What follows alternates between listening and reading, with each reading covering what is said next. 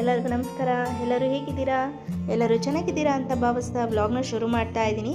ನಾವೀಗ ಹೋಗ್ತಾ ಇರುವ ಜಾಗ ಒಂದು ಭಾವೈಕ್ಯತೆಯನ್ನು ಮೂಡಿಸುವ ಸ್ಥಳ. ಯಾವುದೇ ರೀತಿಯ ಜಾತಿ ಧರ್ಮ ಭೇದ ಭಾವನೆ ಇಲ್ಲ. ಎರಡು ಧರ್ಮದವರು ಸೇರಿ ಅಲ್ಲಿ ಪ್ರಾರ್ಥನೆಯನ್ನು ಮಾಡ್ತಾರೆ, ಹಾಗೆ ಪೂಜೆಯನ್ನು ಸಲ್ಲಿಸ್ತಾರೆ. ಅಂಥ ಜಾಗ ಈ ಮಲೆನಾಡಿನಲ್ಲಿ ಎಲ್ಲಿದೆ ಅಂದರೆ ಶಿವಮೊಗ್ಗ ಜಿಲ್ಲೆಯ ತೀರ್ಥಹಳ್ಳಿ ತಾಲೂಕಿನ ಶೆಟ್ಟಿಹಳ್ಳಿ ವನ್ಯಜೀವಿ ಅಭಯಾರಣ್ಯದ ನಡುವೆ ಈ ಹಣಗೆರೆ ಗ್ರಾಮವಿದೆ.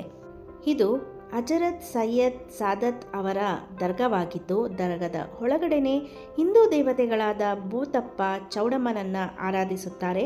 ಇಲ್ಲಿ ಕೋಮು ಸೌಹಾರ್ದತೆಯು ಬಹಳ ಪ್ರಬಲವಾಗಿದೆ. ಇದು ಎಲ್ಲ ಧರ್ಮದ ಜನರಿಗೆ ಪೂಜನೀಯವಾದ ಸ್ಥಳ, ಭಾವೈಕ್ಯತೆಯನ್ನು ಮೂಡಿಸುವ ಸ್ಥಳ. ಜಾತಿ ಧರ್ಮ ಅಂತ ಕಿತ್ತಾಡೋ ಈ ಸಮಾಜದಲ್ಲಿ ಈ ಥರ ಭಾವೈಕ್ಯತೆ ಮೂಡಿಸುವ ಸ್ಥಳ ತುಂಬ ಅಪರೂಪ.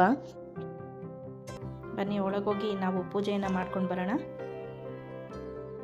ದೇವಸ್ಥಾನದ ಒಳಗಡೆ ಹೋಗ್ತಾ ಇದ್ದ ಹಾಗೆ ಭೂತರಾಯಪ್ಪ ಚೌಡಮ್ಮನ ದರ್ಶನ ಆಗುತ್ತೆ. ನಂತರ ಎದುರುಗಡೆ ದರ್ಗಾದ ದರ್ಶನ ಕೂಡ ಆಗುತ್ತೆ.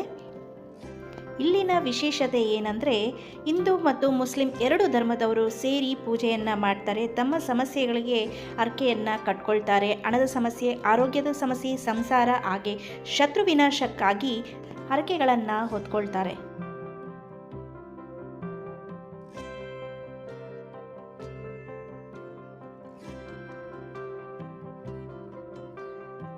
ನೋಡಿ, ಈ ಕಂಬಿಗಳಿಗೆ ಹಸಿರು ಬಟ್ಟೆಯಿಂದ ಕಟ್ಟಿದ್ದಾರೆ. ಅದು ಕಾಯಿನನ್ನು ಹಾಕಿ ಹಸಿರು ಬಟ್ಟೆಯಿಂದ ಹರಕೆಯನ್ನು ಕಟ್ಕೊಳ್ತಾರೆ ಇಲ್ಲಿ ಭಕ್ತಾದಿಗಳು.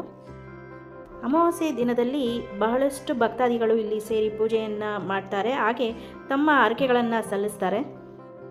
ಹಾಗೆ ಇಲ್ಲಿ ಮರಕ್ಕೆ ಮೊಳೆಯನ್ನು ಹೊಡಿಬೇಡಿ ಅಂತ ಅಂದು ಕೂಡ ಬರೆದಿದ್ದಾರೆ.